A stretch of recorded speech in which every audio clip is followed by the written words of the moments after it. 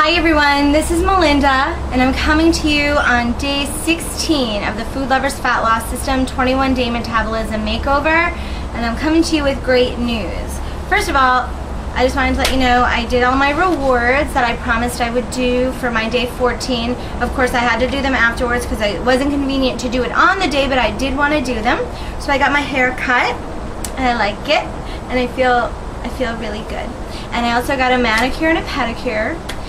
So I did splurge. I also booked an appointment in advance for my birthday in October, where I'm going to get my hair cut again and a massage. So I have something to look forward to, and a reward already planned out for October. So that's it. The other good news I wanted to share with you is that I'm considering myself officially dropping a pant size at this point. I've been telling you guys that I have a pair of size 16 pants that I wear to work, and I felt like they've been loose on me, but I wasn't sure if it was because they had Lycra in the denim or if I was actually losing weight. So today I went to the store where I bought them, and I found the same pair of pants in a size 14. And I bought them on a leap of faith because I figure if not today, eventually they're gonna fit. And I came home and they fit perfectly. So I'm not gonna throw out the 16s. I'm gonna put them away into a donation bin, or I'm gonna have a tag sale, or I'm gonna give them to a friend of mine who might need them. But one way or another, that 16 is out of my life forever. Now, because I was so uncertain as to whether or not it was the material of the pants or the actual fit, I wound up also buying another pair of jeans that I currently own in a 16, but I bought them in a 14, and I put those on when I got home. It's a completely different cut, completely different manufacturer, and there isn't Lycra in this cut, and the 14s fit. So, I'm really, really, really excited, and I think that's going to keep me going more than the time that's left on the 21 day. That's going to keep me going for until I hit my goal. Speaking of goals, I've been talking about how I really wanted to focus on the small term goals because I found that the step-by-step process was so much more successful for me, and it is, and I'm going to keep my eye on that prize. But I'm also, I have decided that there is a long-term goal that I want to set my sights on, and that is there's a show, a musical that's going on in the spring that I would like to audition for. The role is awesome, but she's younger than I am, and she's definitely, you know, a character that needs to be in shape. So I figured that the auditions are about 8 months away at this point, probably in April. The production itself is in June, so I'm assuming the auditions are going to be in March or April. So that's going to give me September, October, November, December, January, February, March. So let's say 7 months, or considering it's almost September, then I'll go October, November, December, January, February, March. So I've got six to 7 months to hit a place where I feel would be conducive to portraying this role. And I feel really positive that I can do it. I don't know what my weight's going to be, and frankly, I don't care. It's going to be all about my measurements, and it's going to be all about my fitness level, and I think that with a 6-month planning process, I should be able to do this. There's no excuse. And actually, that whole topic brings me to one of my ultimate reasons why I'm doing this program.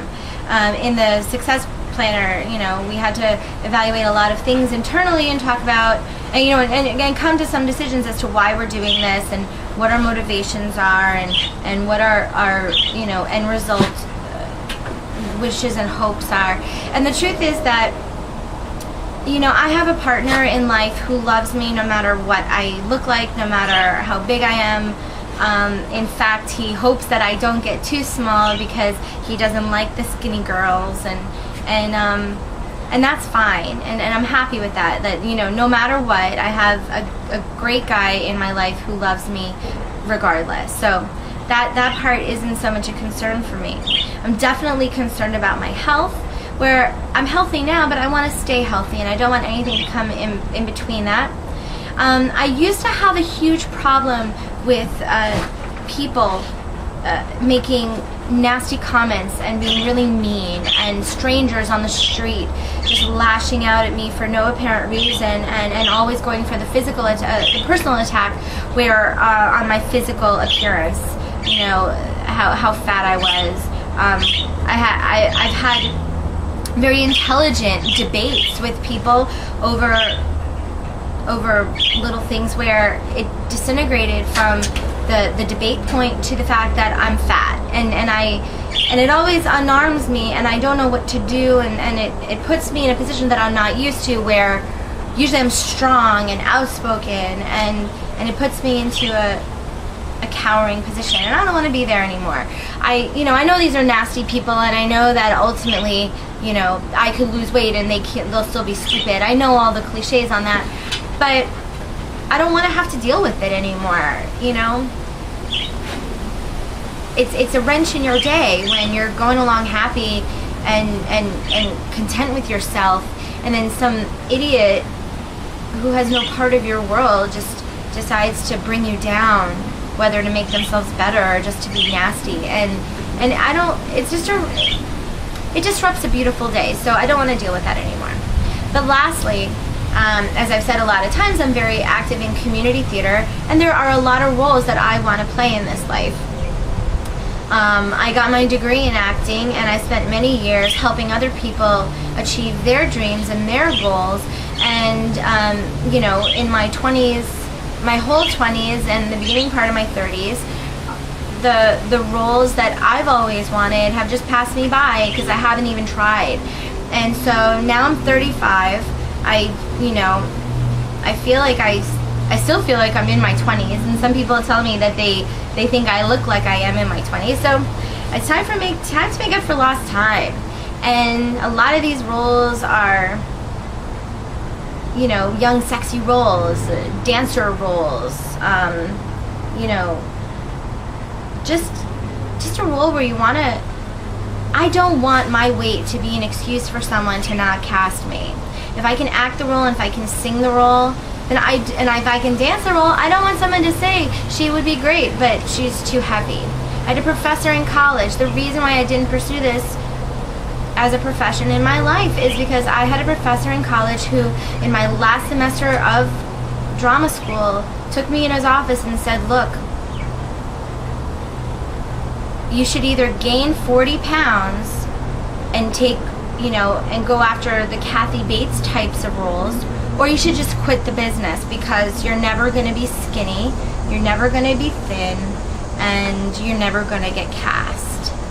And yeah, it's terrible and it sucks, and it's mean, man. That was mean.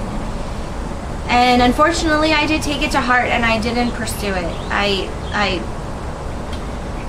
I think he said what I was worried about in my brain, and I figured, well, he must be right, because he's, you know, this is his job. He's an expert at this, so he must know. So I don't want that to be an excuse for anybody. I want to be as good as I can be, and not give anybody any excuses to say no to me for anything, whether it's in the theater or in my business or otherwise. There's no excuses for anybody to say no to me, and I'm not going to give it to them. So that's that. Feels really good to say that.